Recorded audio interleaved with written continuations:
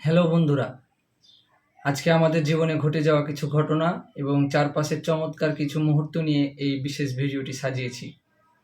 আশা করি শেষ পর্যন্ত দেখলে প্রতিটি অংশ আপনাদের কাছে ভালো লাগবে। তো আর দেরি না করে চলুন শুরু করা যাক আজকের ভিডিও। কাউকে কোনো কিছু দিয়ে সন্তুষ্ট করা যায় না, তবুও অসাধ্য সাধনের চেষ্টা করি। শেষে কৃতজ্ঞতার বদলে অকৃতজ্ঞতা পেয়ে হতাশ হয়ে নিজেই নিজেকে অভিযোগ করি। প্রিয় দর্শক, কেমন লাগলো আপনাদের কাছে আমাদের প্রথম ভিডিওটি? চলুন এবার প্রকৃতি নিয়ে একটি ভিডিও দেখে আসি। শহরের ব্যস্ততা থেকে একটু দূরে প্রকৃতির মাঝে লুকিয়ে আছে এমন কিছু সৌন্দর্য যা মনকে শান্ত করে দেয়। চারিদিকে সবুজের সমারোহ আর মাঝখানে বিশাল এই পুকুর। দেখলেই মনে হয় প্রকৃতি যেন নিজের হাতে সাজিয়েছে এক অপূর্ব দৃশ্য। পানির ঢেউ, পাখির ডাক আর সবুজের ছোঁয়া মিলে তৈরি হয়েছে এক প্রশান্তির পরিবেশ। এমন জায়গায় কিছু সময় কাটালেই মন হয়ে ওঠে নির্মল ও আনন্দময়। আচ্ছা, কেমন হয় যদি পরিবারের সেই পরিশ্রমী একজন মানুষকে ডেডিকেশন করে আমরা একটি ভিডিও উপহার দিই আপনাদের?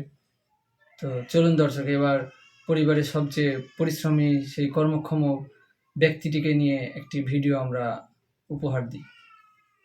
পুরুষ মানুষ সহজ শিকার, তার প্রিয়জন, প্রয়োজন আর কাছের মানুষের কাছে। পুরুষ মানুষ ভীষণ বোকা, তার নিজের জীবনের তোয়াক্কা না করে প্রতিদিন জীবন বাজি রাখে তার প্রিয়জনের জন্য, তার সংসারের মানুষের জন্য।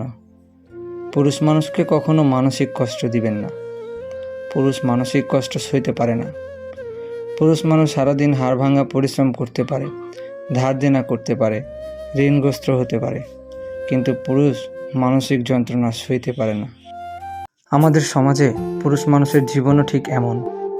পুরুষের অসুস্থতা, পুরুষের অপারগতা, পুরুষের অসহায়ত্ব, পুরুষের মন খারাপ কেউই কখনো বিবেচনায় আনেনি, শুধুমাত্র দায়িত্ব পালন করতেই বাধ্য করেছে।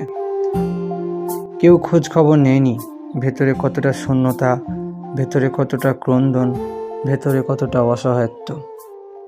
একজন ফ্রিল্যান্সার রাত জেগে কাজ করে শুধু দেশের জন্য টাকাই বয়ে আনে না, বয়ে আনে অগণিত সম্মান।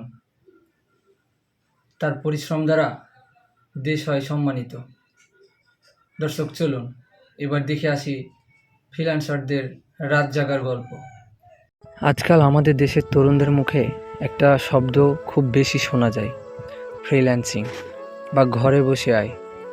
সমাজ দেখে ছেলেটা ঘরে বসে ডলার কামাচ্ছে, ল্যাপটপ নিয়ে আরাম আয়েসে দিন কাটাচ্ছে, কিন্তু এই স্ক্রিনের পিছনের গল্পটা কজন জানে? যখন পুরো দেশ ঘুমিয়ে থাকে তখন এই তরুণরা রাত জেগে বাইরের মেসেজের আশায় বসে থাকে।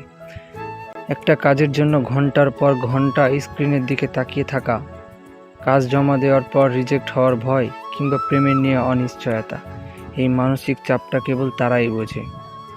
সমাজ শুধু তাদের সফলতা চেনে, কিন্তু এই সফলতার পেছনে লুকিয়ে থাকা হাজারো রাত জাগা ক্লান্তি আর একাকিত্বের খবর কেউ রাখে না।